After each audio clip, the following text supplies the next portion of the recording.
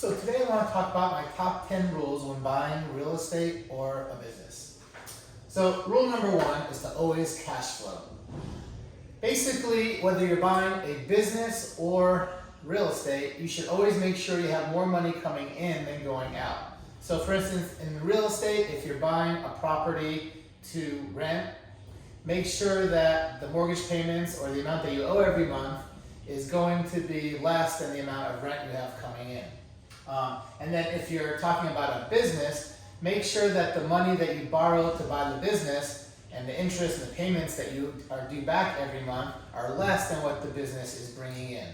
A good rule of thumb is a minimum of 20% more cash to come in, but I prefer to have at least around 50% cash coming in more than going out. So that's rule number one. Rule number two is to use minimal amount of your own cash.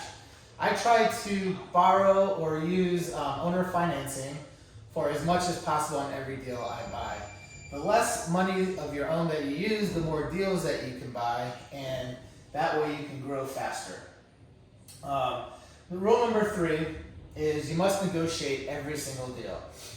So even if you have a deal that you know the price is good and you know that you're going to buy it because you would have probably paid that or more, you still not got to negotiate that deal. You don't have to negotiate as hard, but you have to negotiate something, even if it's not the price. But you got to negotiate. So if someone wants to sell you a house and they offer it to you for $100,000 and you know you would have paid $100,000, maybe even more, you just can't say, okay, fine, I'm going to buy it. You still got to say, is that the best you can do? Or can you throw in this with that deal? Or can you close with my attorney? Or can you do something?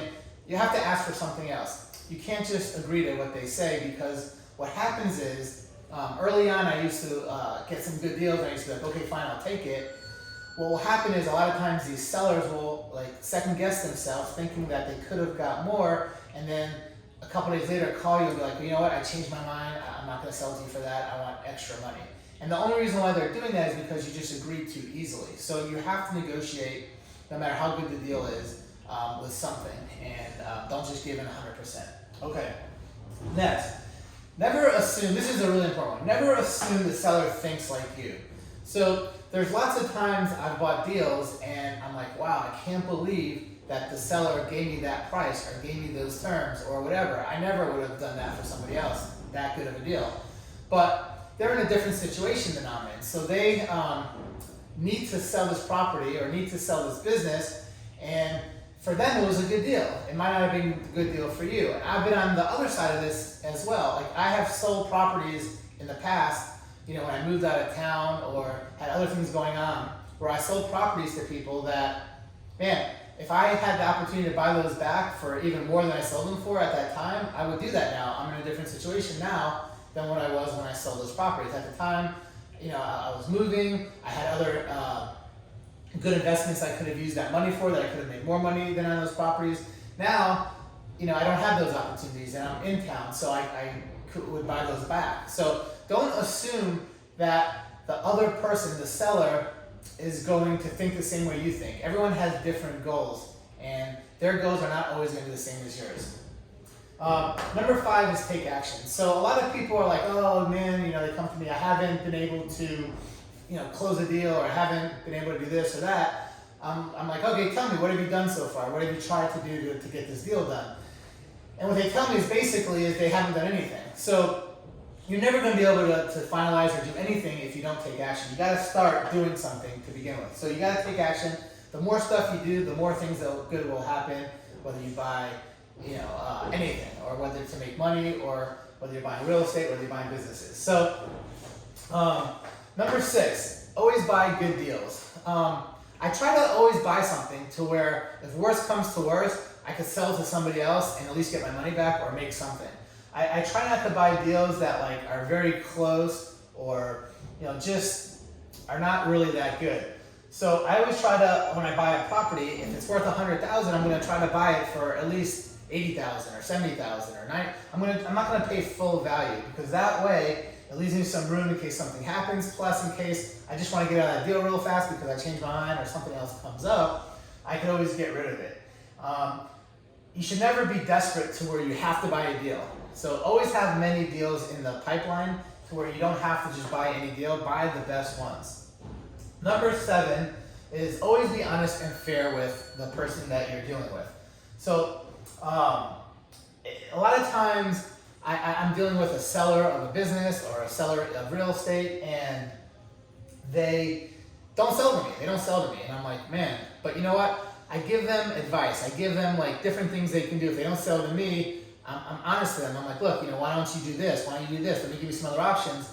And I because I help them and I show that I care, they a lot of times come back to me a few months later or 6 months later or whatever, and then sell me that property because they'll be like, you know what? I've talked to 20 different people that have tried to buy this property or try to buy this business from me, but nobody treated me the way you treated me. You were super honest, you were fair, you try to help me, and I see that, so I'd rather deal with you. Even though I got the same offers or similar offers from somebody else, I just feel more comfortable with you.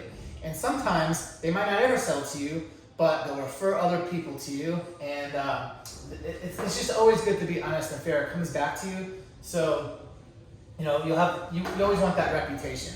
If you don't have that reputation, it's going to be harder in the long term to do business. So that's very important.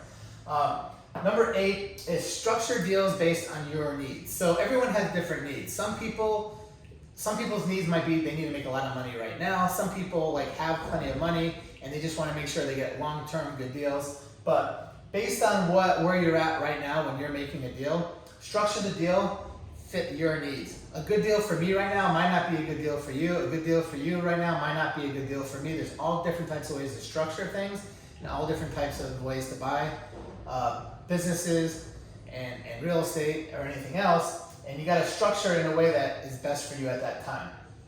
Number 9, follow up. So as I was saying, a lot of times people don't take action, but then they take action, but they don't follow up. So sometimes you can't buy a deal on the first time you talk to someone or second time. Sometimes it takes many, many times or even dozens of times. And if you don't follow up, you might lose a lot of deals that you could have got if you just stayed on top of people. So make sure that you're organized, keep a spreadsheet, and make notes of every single time you talk to this person, what the last thing you guys talked about, and follow up so you could do a deal with this person instead of losing that deal.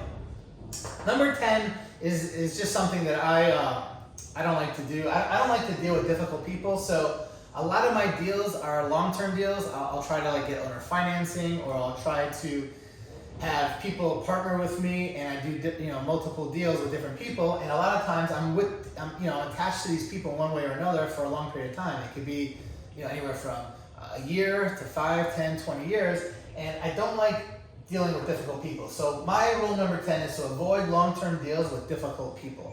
If you feel that you're going to be having a hard time dealing with this person and you're going to have to be dealing with them for many, many years, long term, those people I try just to avoid because it's not worth the headache ultimately.